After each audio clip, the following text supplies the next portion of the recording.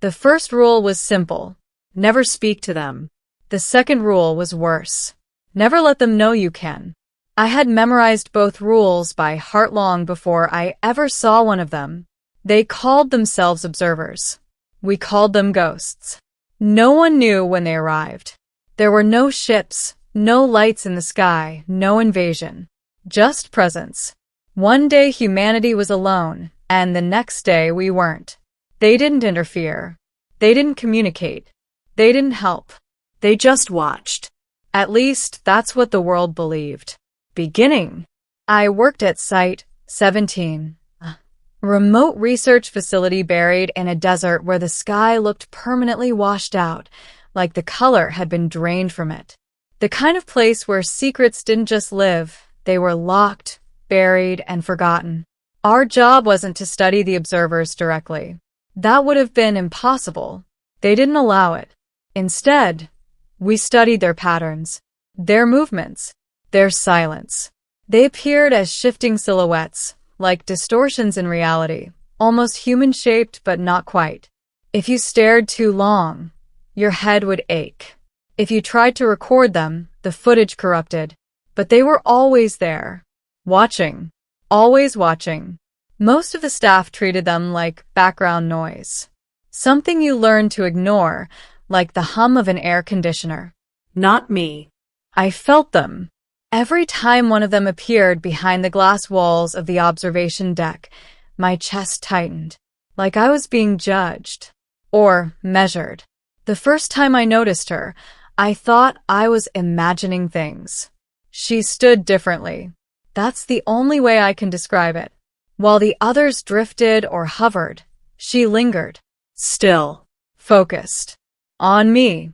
At first, I dismissed it as paranoia, long shifts, too much isolation. But then it kept happening.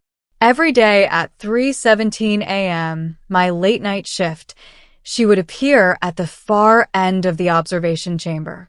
And she wouldn't move. She just watched me. Stop staring at them. My colleague Armin told me one night, sipping cold coffee. You're going to fry your brain. I'm not staring, I said. You're absolutely staring. He leaned closer, lowering his voice. You know the reports, right? Prolonged eye contact leads to neurological feedback. I'm not making eye contact. Then what are you doing? I hesitated. I think one of them is watching me. Armin snorted. They're all watching us. No. I mean, specifically me.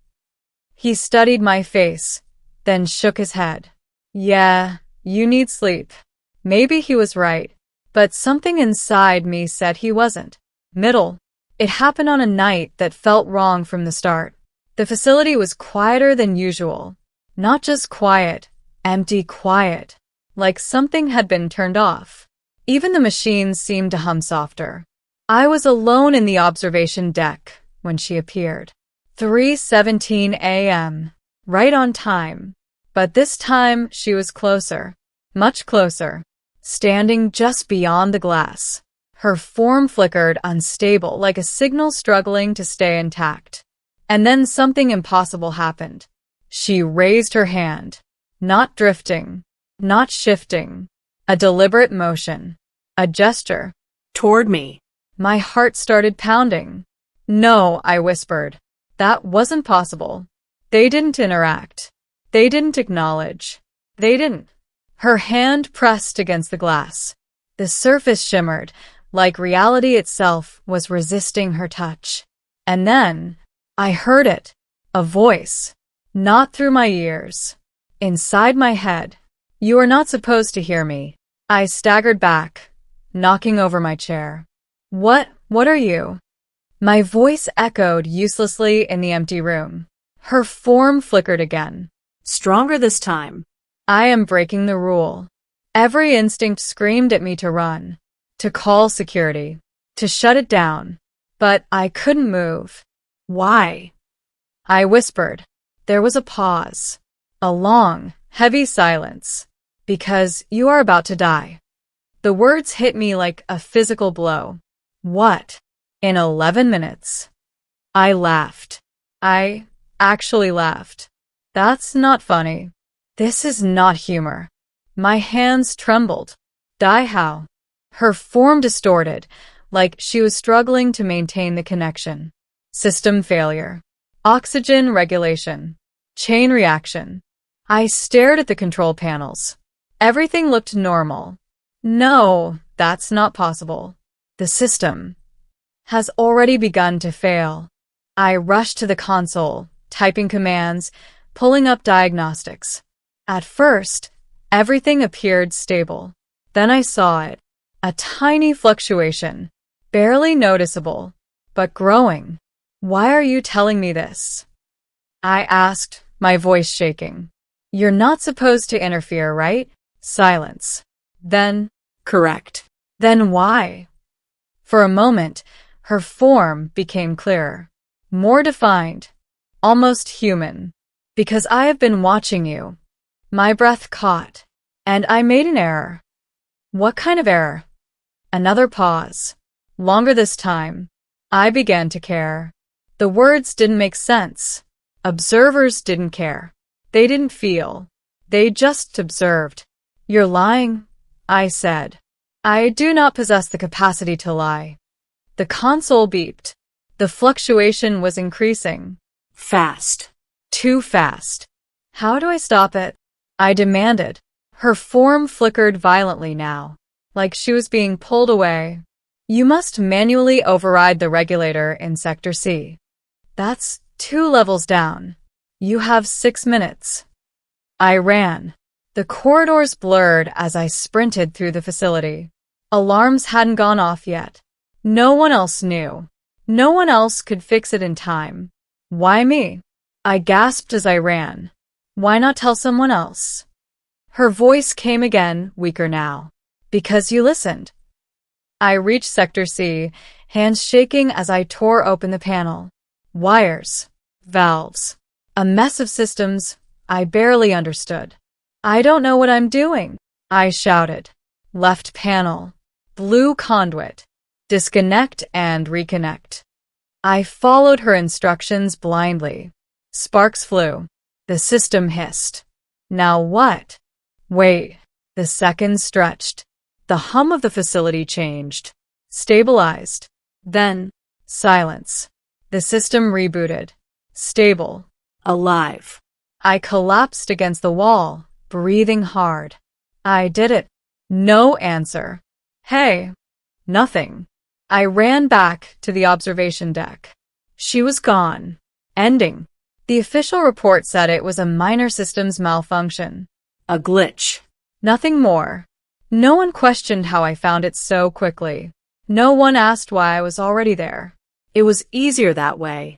Safer. But I knew the truth. She had saved my life by breaking the only rule her kind had ever followed. Days passed. Then weeks. 3:17 a.m. came and went. But she never returned. I started to think it was over, that whatever connection we had was gone. Until the night, everything changed again. It was raining outside, a rare storm that turned the desert into something almost alive. I stood alone in the observation deck, staring at the empty space where she used to appear. Why did you do it? I asked softly. I don't understand. For a long time, there was only silence. Then, a flicker. My heart stopped.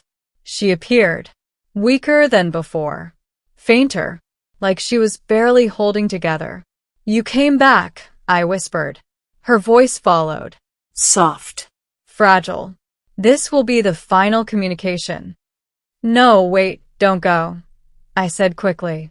Just tell me why. Her form shimmered, unstable. The rule exists to preserve separation. Between us and you? Yes. Why? A pause. Because interaction changes outcomes. I frowned. What does that mean? Her answer came slowly. We do not observe the present. I felt a chill run down my spine. We observe possibilities. What? Timelines. Futures. Outcomes. My mind struggled to process it. You're watching the future? We observe all possible futures simultaneously. I took a step back. Then you knew I was going to die. Yes. And you changed it. Silence. Then, yes. My chest tightened. What happens now? Her form flickered violently. Now, everything is different. What does that mean? The timeline has diverged. A low rumble echoed through the facility. Distant. Unnatural.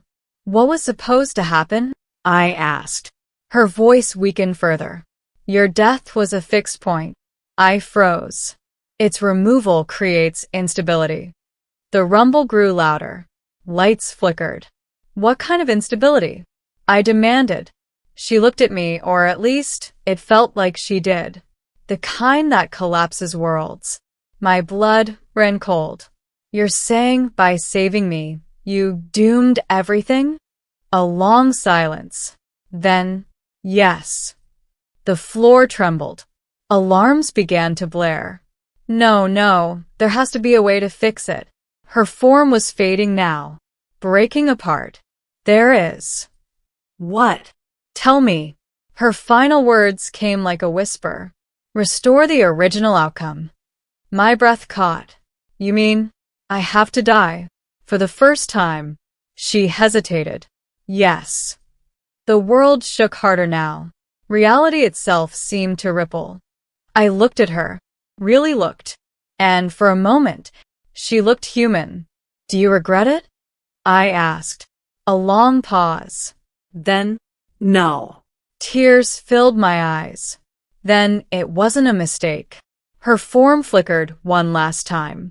It was choice. And then, she was gone.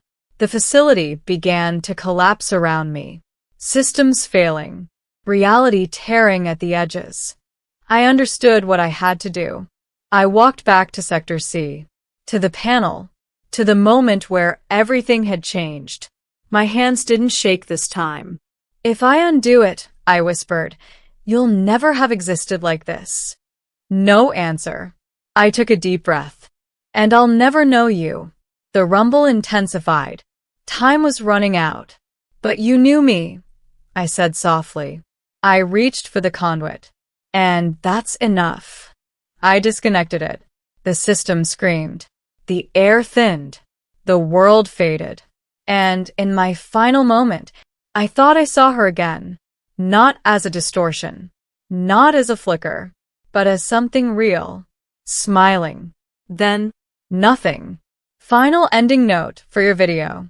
The world never knew what almost happened. In the restored timeline, the system failure claimed one life. A minor incident. A footnote in history.